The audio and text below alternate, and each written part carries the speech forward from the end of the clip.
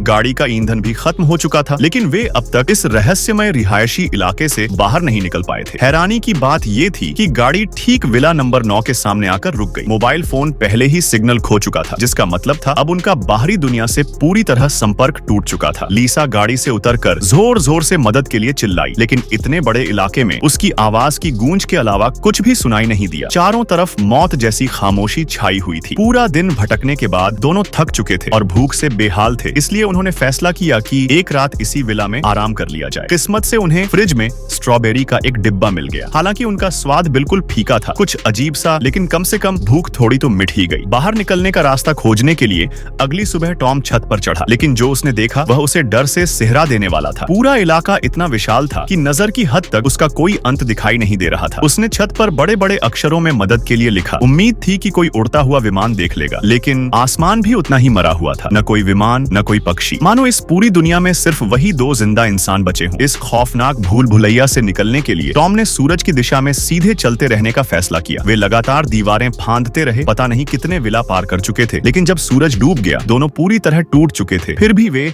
अब तक बाहर नहीं निकले थे। तभी लीसा ने एक और दीवार पार की और अचानक एक रोशनी से भरा घर दिखा। उम्मीद की किरण देखकर दोनों खुशी से भर उठे। उन्हें लगा आखिरकार यह भयानक सपना खत्म होने वाला है। लेकिन जैसे ही वे घर के अंदर दाखिल हुए, उनकी सारी उम्मीदें एक पल में खौफनाक निराशा में बदल गईं, क्योंकि घूम फिर कर वे एक बार फिर उसी जाने पहचाने विला नंबर 9 में वापस आ चुके थे। और यहीं से डर की असली शुरुआत होती है।